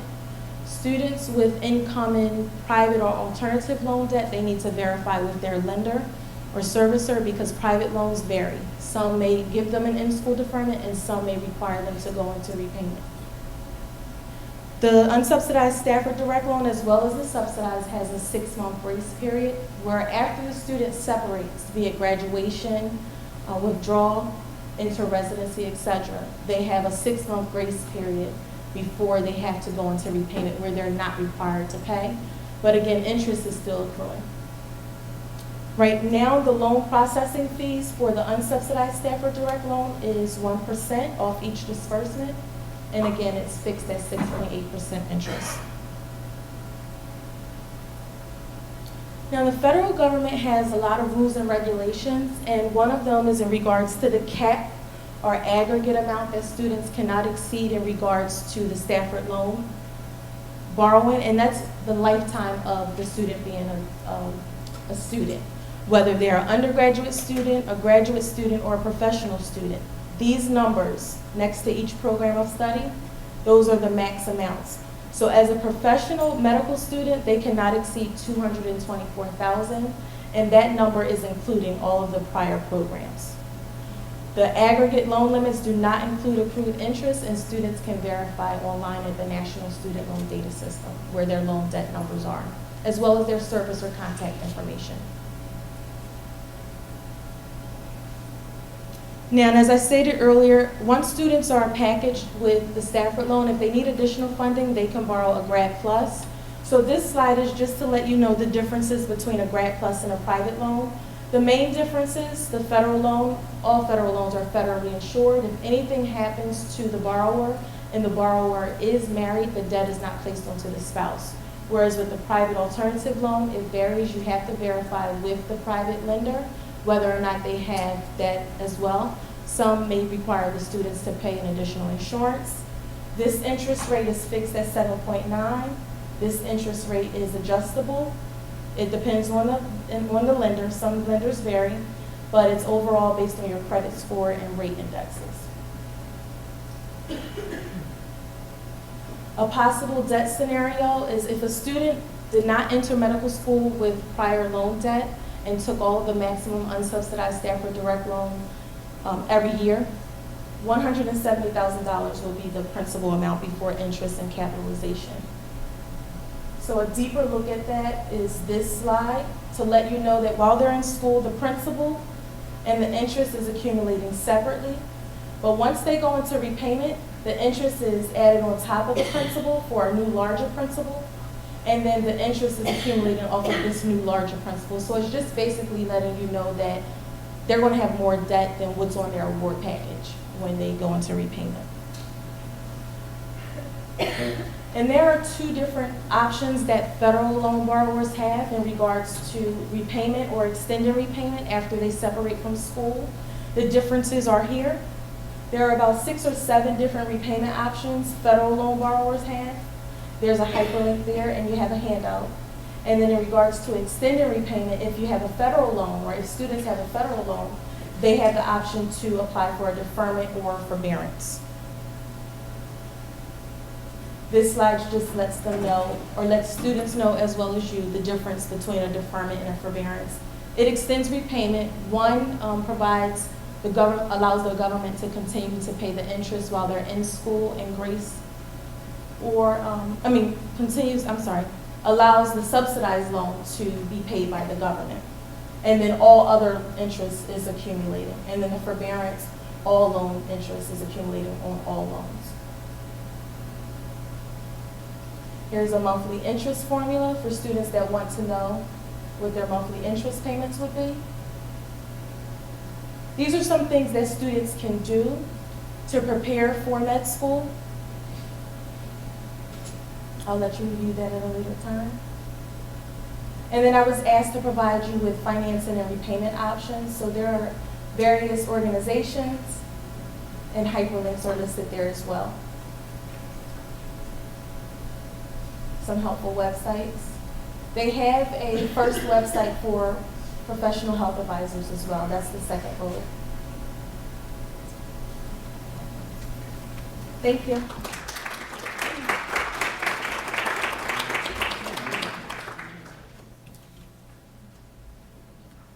Thank you.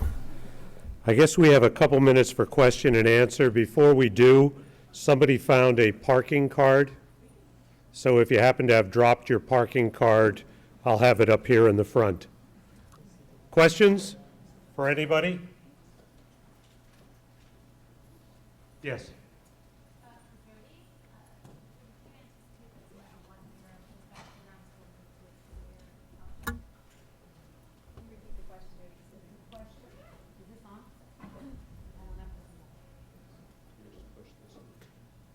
The question is if one-year postback programs may have to become two-year postback programs. That's a really good question. I think the jury's still out. I think a lot of the postback directors are waiting for the medical schools because I think that the question about do we as postback directors add more courses to have the students pick up background in behavioral and social sciences or math.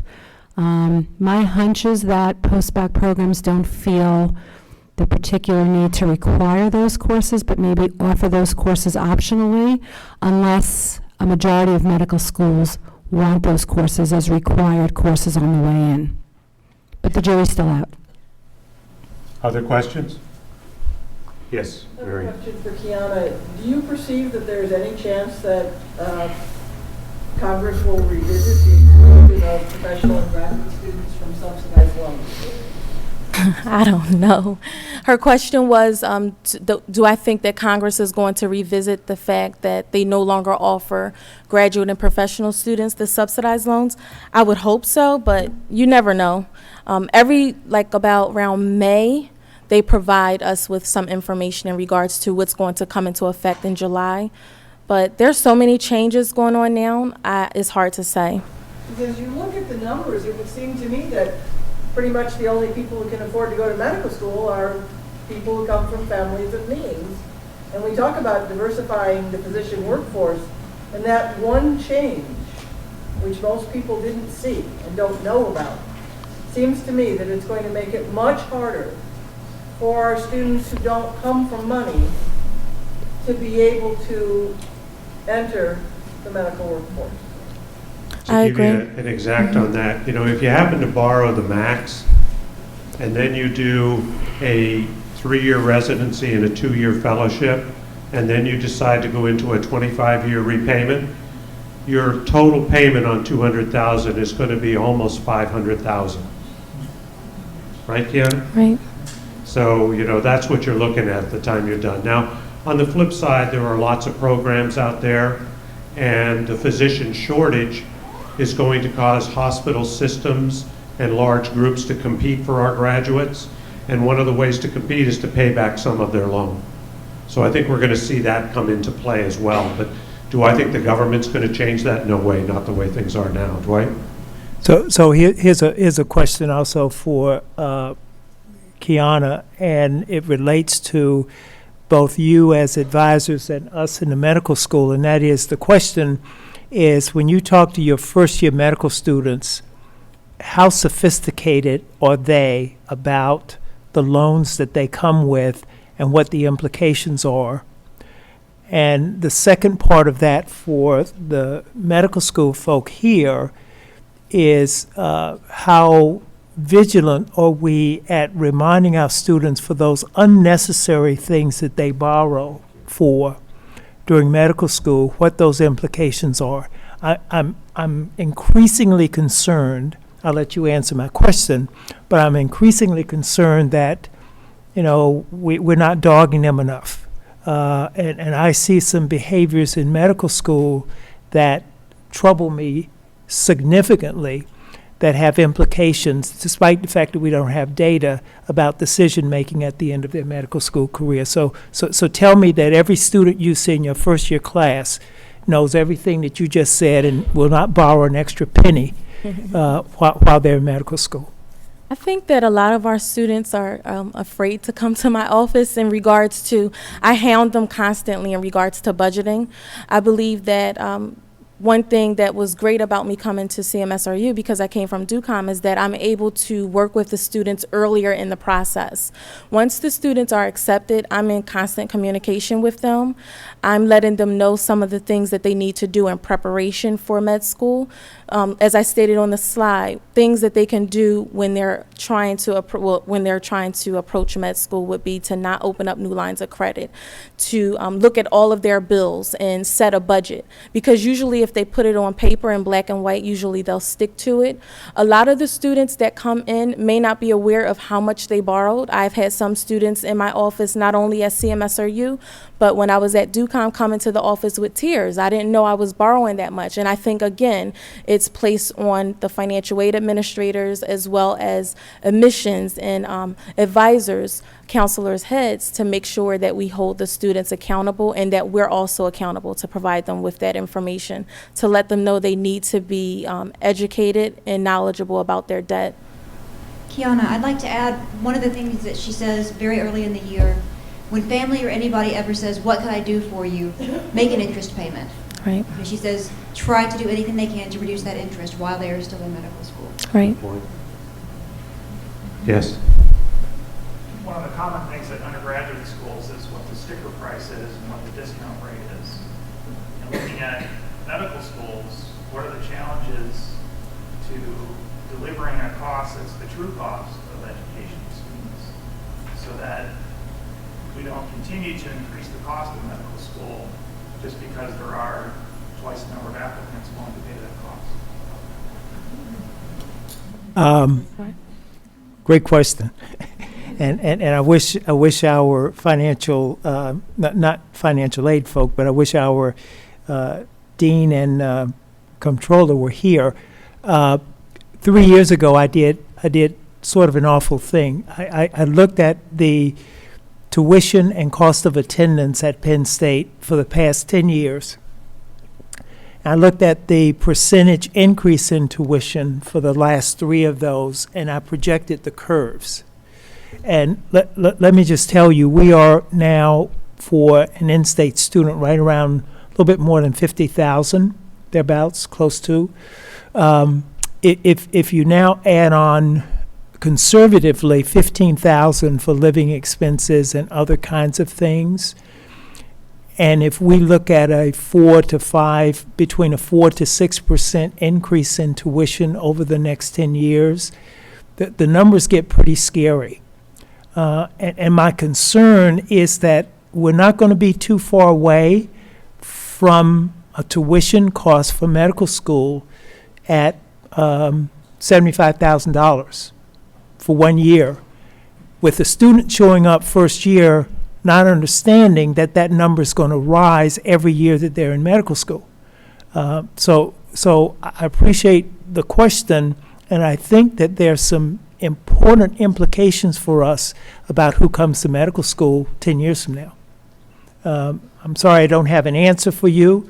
My answer would be that we need to think seriously, collectively, as a group of medical schools across the country about what things we can do to hold down tuition costs. You know, the other side of that is, you know, when you balance a budget for a med school, you have what are the revenue streams. In the past, a revenue stream was research dollars. That is shrinking faster than I'm losing hair. And philanthropy. Philanthropy is at an all-time low, especially when it comes from medical schools. So when you're out there knocking on people's doors. So you have some fixed costs of education. Most of them are rising because of technology fees, et cetera, balanced by a decreased income source to medical schools. And the last equation being the general public doesn't really care that much. You know, that they still see the on TV doctor. You know, they don't know what's really going on right now. So this is going to be a hard couple years ahead. I totally agree with Dwight on that. Mercedes? So, question for the two physicians up here, because you have a room filled with pre-health advisors. Why in the world would they advise their students to pursue medicine? Let's talk about the positives. Yeah, I got the magic of the microphone here for the moderator. You know, let me answer that very sincerely. I really miss practice, and I'm really thinking about going back. There's no more magic in the world than when you close a door and somebody opens their heart to you. There's nothing more important than taking a perfectly healthy person, convince them to have a colonoscopy, and they find something to save their lives. I mean, the stories that you collect, the interpersonal relationships you develop, the money just doesn't matter after a while.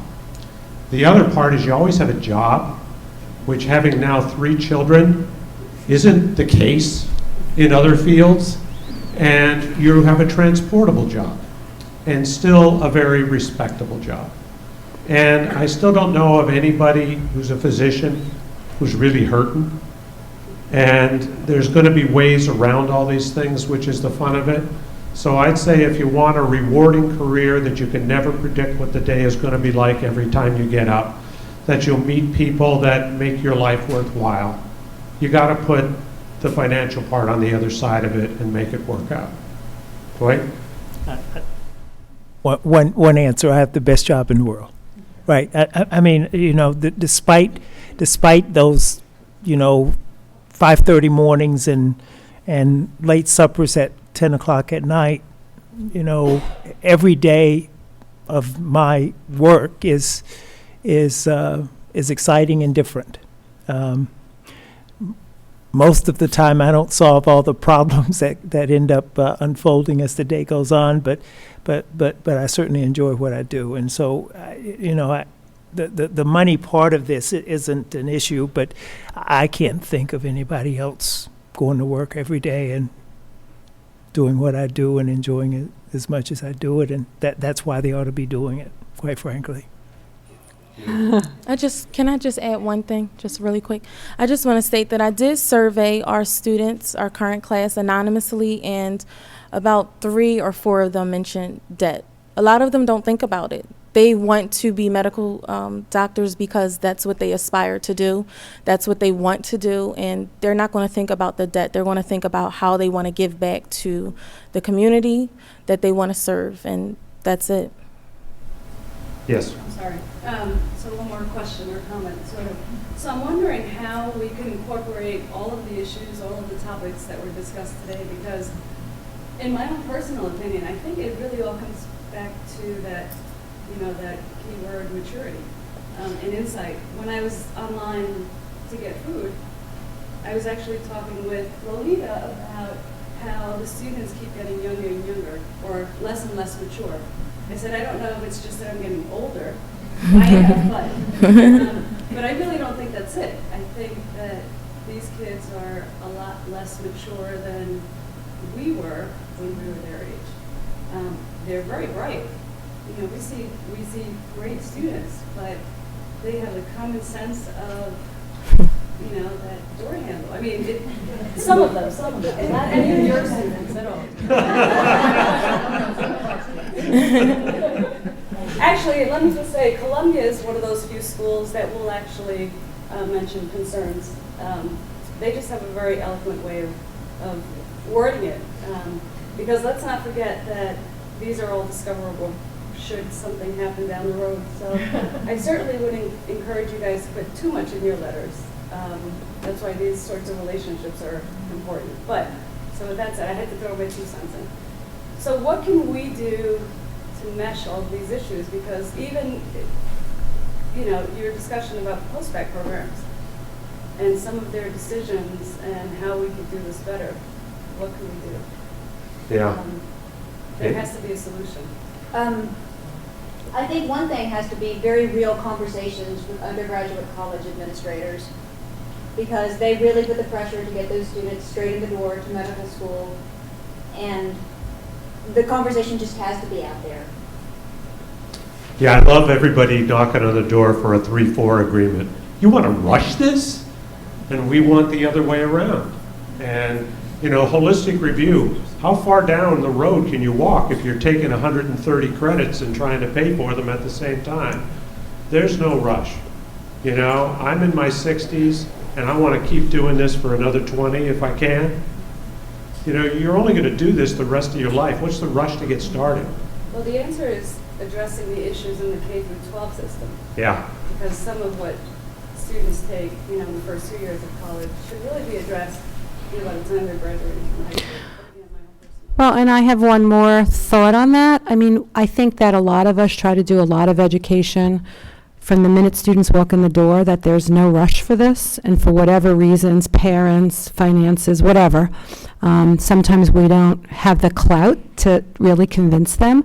There are a lot of other graduate programs out there that absolutely do not take people straight from college, and if medical schools believe that, that would make, if the change could happen easily, I think, at the medical school level, and we would be on board. If the medical schools say everybody cannot apply as juniors, that might change everything. Whoa.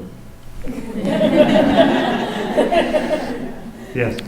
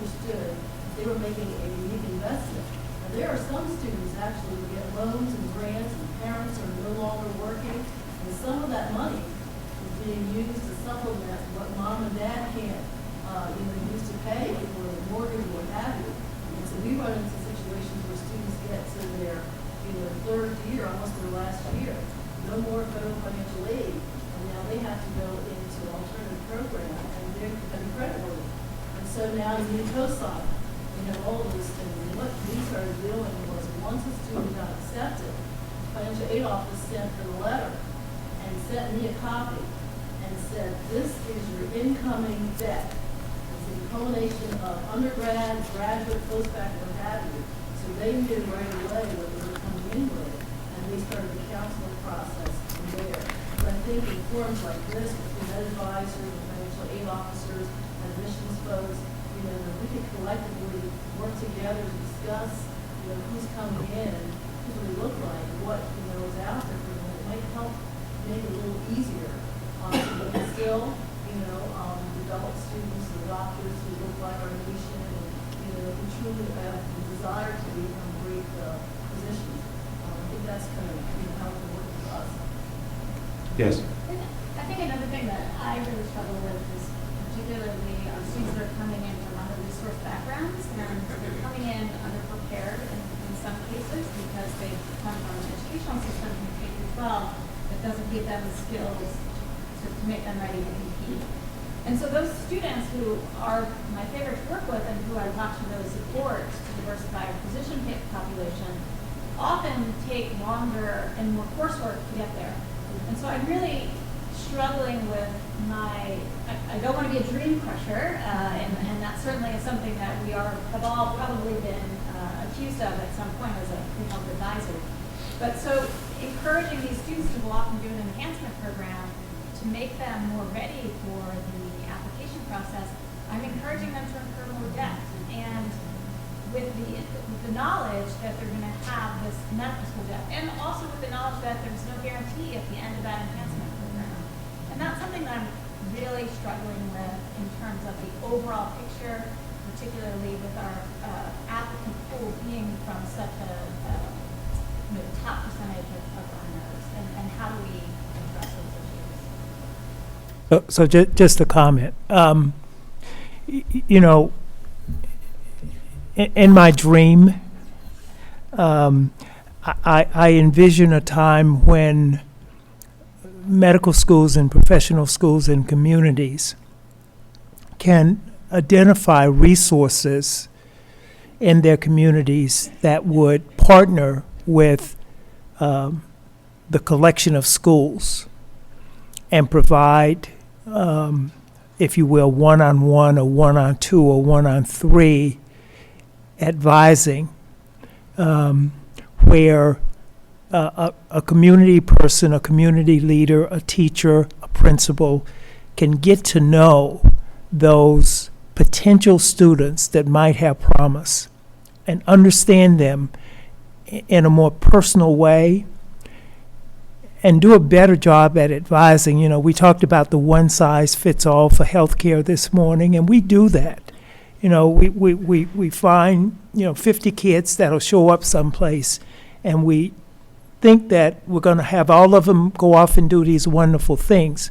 Well, they can do wonderful things, but it may be different for each one. And the reason that we fail, I think, in part, is because we really don't understand the individuals that we're counseling and working with. And we don't do a very good job at utilizing the community resources that I think are probably available to us if we provided a forum for those things to happen. I understand the question or the problem. I think it's a real one for all of us. I don't have a good solution to it, but I really think we need to get away from this, if you will, herd advising that we do, or the pushes that we make, without really understanding those kids that we really want to develop the potential to do something. And maybe medical school is not it. Maybe nursing school, or maybe becoming a physician assistant, or maybe becoming a respiratory technician, or getting an MBA. Maybe that's what they ought to do versus being thrown into an organic chemistry course and fail. Just that as an advisor, you immediately I know. alienate a whole group of people. I understand. Word of mouth is so strong. I understand. That if you suggest to anyone that maybe this isn't the right route for you, Mhm. you all of a sudden don't see any of those students in your office. The students that you really need the relationship advising So That's what we I know. at all times is we don't want to, we want those students to meet in our offices. So- regardless of that. So that communication link is an opportunity, right? And I think my take.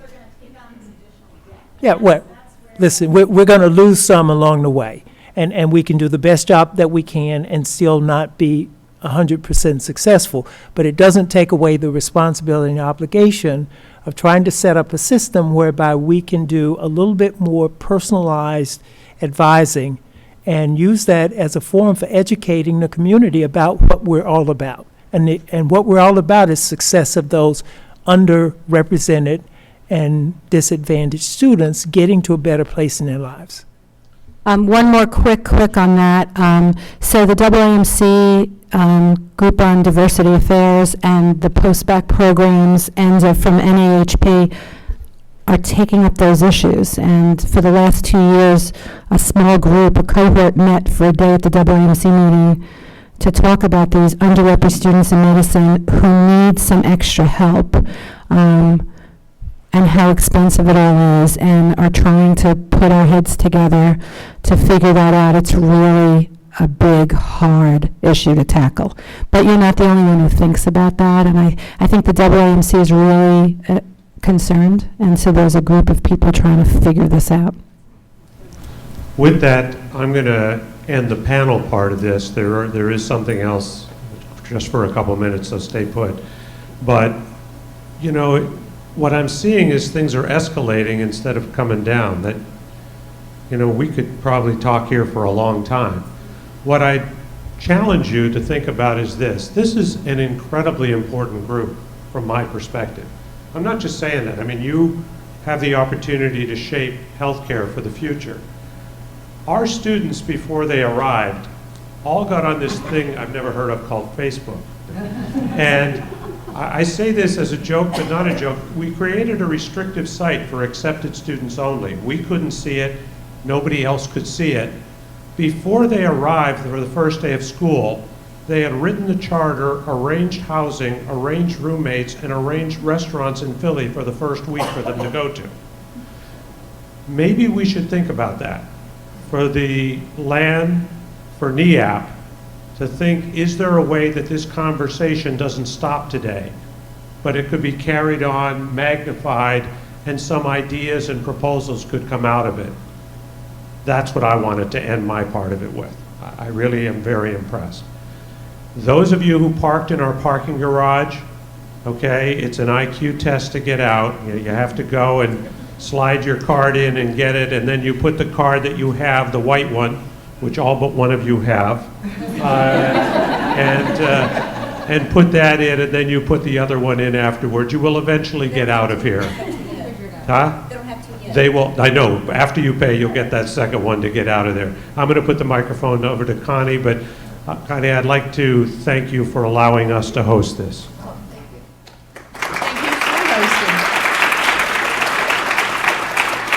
And the last thing is, we just have one commercial. Actually, Deb Swarner is going to give a commercial about our next group meeting in Atlantic City. So, thank you. I also wish Carol Terragino was here to talk about next coming with us. But this year is the 2013 NEAP conference.